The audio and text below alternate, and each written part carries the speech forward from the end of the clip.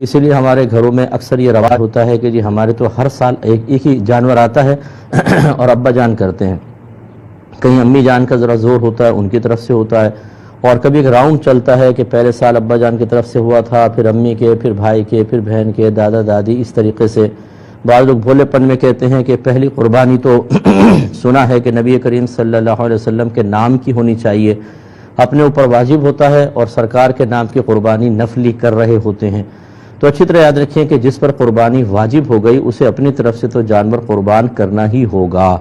یہ تمام جو ہم نے نظام بنائے ہوئے ٹھیک نہیں ہیں۔ اس کے بعد اگر آپ کسی کے لیے کوئی قربانی کرنا چاہتے ہیں تو ایک اور جانور یا کسی بڑے جانور میں حصہ ڈالیں تاکہ وہ نفلی قربانی ہو جائے اور آپ کا واجب ادا ہو۔ اور یہ کوئی قاعدہ قانون نہیں ہے کہ آپ ادب کو ملحوظ رکھتے ہوئے شرعی تقاضوں کو فراموش کر دیں۔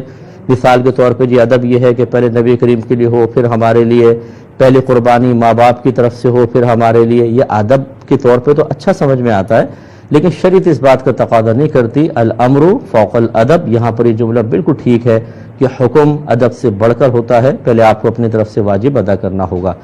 اب آپ ذرا گھر کے لوگ ذرا حساب کتاب کر کے دیکھیں تو یہ ہو سکتا ہے کہ والد پہلے قربانی ہو، زوجہ پہ علیحدہ ہے یعنی امی جو ہیں گھر کی، اور بھابھیوں کے پاس زیور ہے ان پہ علیحدہ علیحدہ قربانی بن رہی ہے، بھائیوں کے اوپر علیحدہ بن رہی ہے، اگر کوئی بیٹی جاب کرتی ہے اس کے پاس تھوڑا بہت جمع ہے اس پہ الگ قربانی بن رہی ہے۔ یوں ہمارے گھروں میں بعض اوقات 8 10 قربانیاں بن رہی ہوتی ہیں، لیکن سال ہر سال ہم ایک قربانی یا 2 قربانیاں کر رہے ہوتے ہیں، یا وہی طریقہ ہوتا ہے کہ مجھ پر واجب ہے میں نہیں کر رہا ہوں، جو ہم امی کی طرف سے کر رہے ہیں، بیٹی کی طرف سے کر رہے ہیں، یہ سب غلط ہے۔ اس لیے اب آپ اس کا حساب کر کے اچھی طریقے سے پھر قربانی خوش دلی کے ساتھ کریں۔ نبی کریم نے اس کی تلقین بھی فرمائی ہے، بلکہ سابقہ جو سال گزر گئے ہیں ان کا بھی ذرا غور کر لیں کہ کیا ان میں آپ پہ قربانی واجب تھی یا نہیں تھی۔ ہو سکتا ہے کہ آپ سال ہر سال سے قربانی نہ کر رہے ہوں، حالانکہ آپ پر واجب ہوتی چلی جا رہی تھی۔